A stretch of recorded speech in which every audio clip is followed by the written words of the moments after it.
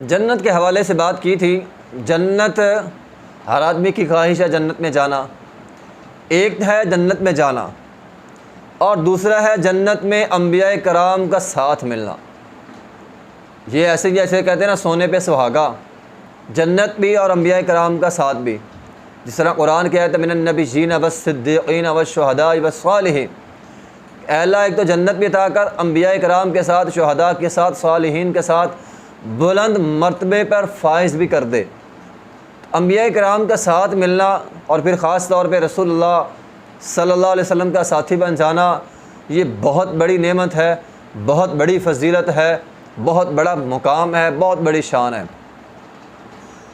تو یہ کیسے ممکن ہوگا ایک بندے کو جنت میں مل جائے اور جنت میں نبی علیہ الصلوۃ والسلام کی ہمسائیگی مل جائے، ساتھ مل جائے؟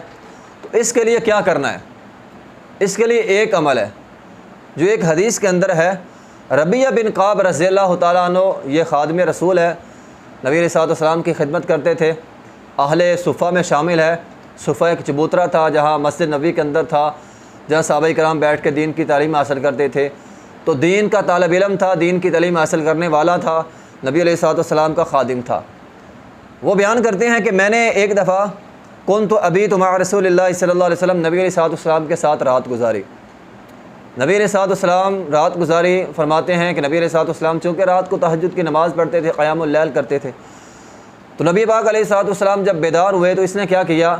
نبی علیہ الصلوۃ والسلام کے لیے وضو کا پانی، آپ کی جب بندہ بیدار ہوتا ہے بندے کو پانی کی ضرورت ہوتی ہے قضائے حاجت کے لیے، وضو کے لیے، استنجے کے لیے، وضو کے لیے، تو یہ بیان کرتے ہیں میں نے نبی علیہ الصلوۃ والسلام کو پانی مہیا کیا، خدمت میں پانی پیش کیا۔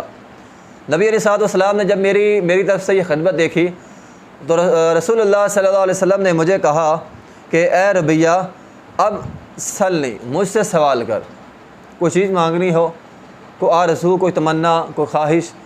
جب بندہ کسی کی خدمت کرتا ہے تو آگے سے بندہ خوش ہو کے ایسے جملے بولتا ہے۔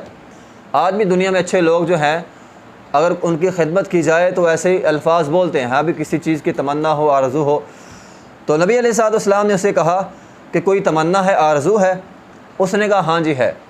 نبی علیہ الصلوۃ والسلام نے فرمایا کیا؟ اس نے کہا جی میری تمنا یہ ہے کہ میں جنت میں آپ کا ساتھی بننا چاہتا ہوں، صرف جنت نہیں بلکہ جنت میں آپ کا ساتھی بننا چاہتا ہوں۔ نبی علیہ الصلوۃ والسلام نے فرمایا او غیر ذالک، اس کے علاوہ کچھ اور مانگ لے۔ وہ کہنے لگا نہیں، ہمارے جیسا کوئی ہوتا دنیا کے خزانے مانگ لیتا، ہم تو دن رات دنیا ہی مانگتے رہتے ہیں، دنیا دنیا دنیا دنیا دنیا، بس دنیا۔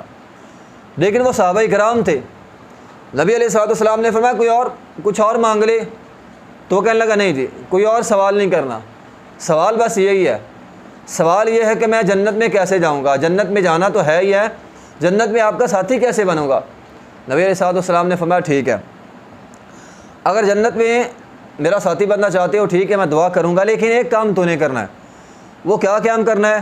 نبی علیہ الصلوۃ والسلام نے فرمایا کثرت سے سجدے کرنے، کثرت سے سجدوں کے ساتھ میری مدد کرنی ہے۔ اب دیکھیے نبی علیہ الصلوۃ والسلام نے اسے یہ نہیں کہا کہ فلاں کام فلاں بات، یعنی کوئی ایسا وظیفہ جس طرح آج کل ہمارے ہاں بعض نام نہاد مسلمانوں نے اپنی طرف سے وظیفے گھڑے ہوتے ہیں، نہ وہ قرآن سے ثابت ہے نہ وہ حدیث سے ثابت ہوتے ہیں، بس ایسے من گھڑت باتیں ہیں، فلاں بات اتنی دفعہ پڑھ لو جنتی ہے، ایسے ہی جنتی ہے۔ تو نبی علیہ الصلوۃ والسلام نے اسے یہ نہیں کہا، بلکہ نبی علیہ الصلوۃ والسلام نے عمل بتلایا۔ عمل کیا ہے؟ فرمایا کثرت سے سجدے کرنے، یعنی نماز کی پابندی کرنی ہے، نوافل سنتیں پڑھنی ہے، نوافل کا اہتمام کرنا ہے۔ فرمایا کثرت سے سجدے کرو گے اللہ تو جنت میں عطا کرے گا اور جنت میں میرا ساتھی بھی بنا دے گا۔ تو اگر ہم چاہتے ہیں جنت مل جائے، جنت میں نبی پاک علیہ الصلوۃ والسلام کے ساتھ مل جائے، تو اس کے لیے ہمیں کثرت سے سجدے، نوافل کا اہتمام، سنتوں کا اور خاص طور پہ فرائض کا اہتمام جو ہے وہ ضرور کرنا ہے۔